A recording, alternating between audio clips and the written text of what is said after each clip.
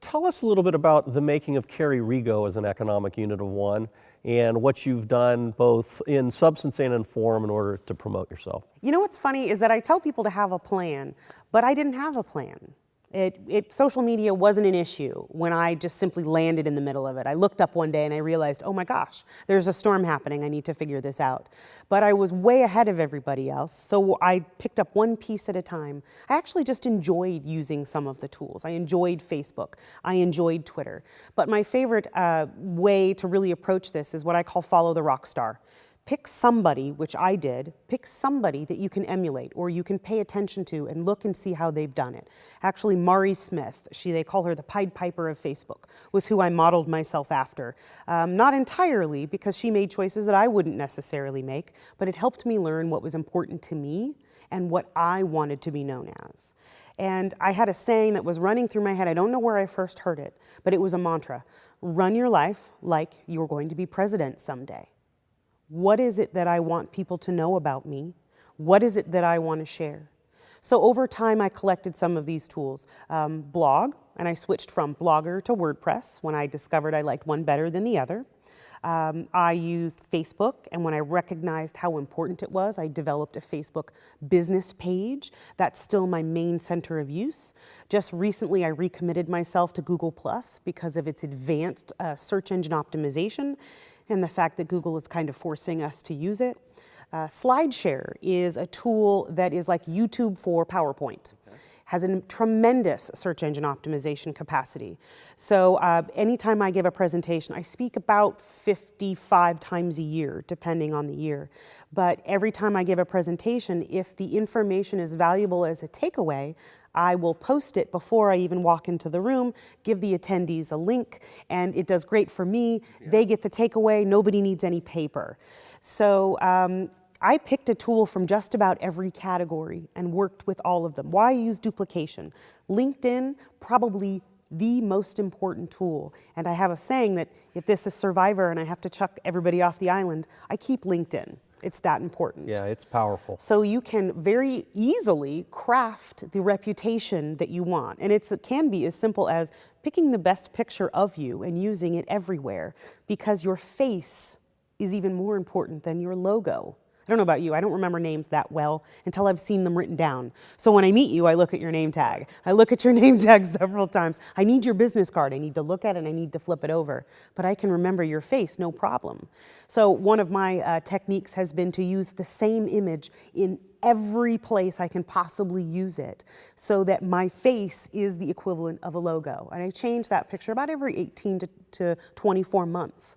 But that's been very, very valuable. And being physically present, you can't have digital and not have physical. So the utilization of technology and social media for you has really become a mindset that you actually live every single day. What advice would you give to educators about the mindset associated with technology and with social media in today's day? Something I like to tell everybody, but this will be useful for educators as well, is if I hand you a hammer, you can go break a window or you can build a cathedral. It's your choice what you do with that tool, just like a book, a pencil, piece of paper, that kind of thing. What do you want to accomplish? What do you want to happen? And then look for the appropriate tool that will achieve that goal. Often people get that backwards. But as far as the mindset for educators, I like to look at what kids are doing.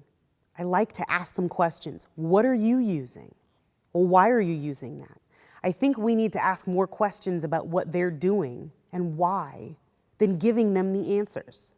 We don't have all the answers. And the longer that we believe we have all the answers, we are shutting down an inflow of information.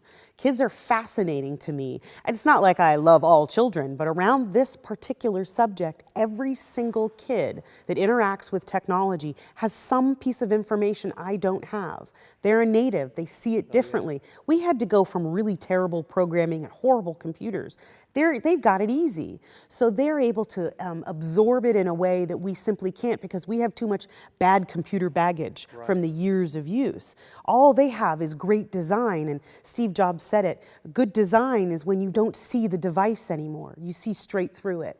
We forget that the computer's there. So kids see things and have concepts about technology. They don't even call it social media. Well, you know, They call it the internet. It's fascinating because, you know, one of the entire premises of this course is making sure that we're unleashing the purposeful elements of children and of young people and of ourselves and creating some level of external reality that either mirrors or is in alignment with that. And I think what you're talking about is really be mindful of what you can do to unleash what's inside these young people instead of squish it. Absolutely. And if it's sit down on the floor with them, I think a lot of it is levels of power. If we're all on the same level, then we can all much more easily accept that you have value to me and I have value to you, and it's an interchange of information. I'm not lecturing to you. You have information that can change my life. What do you got? Absolutely. Getting down on the same level and removing that power is really, really important. And kids respond. And if you start asking them questions and you act like you don't know, they really light up because they realize they know something and it's important to you and you're interested. That's why I love going to schools and talking to kids, because I ask them those questions. And I often talk to kids that are in at-risk situations or are in alternative community education systems. And not often do they get looked at like they have information and power and value. So when I ask them what they're using and I ask them question after question after question, they start to warm up to me and they realize, she's cool. Well, That's how they say it. That element of discovery through Yeah. questioning will allow them to find out things about themselves. Absolutely.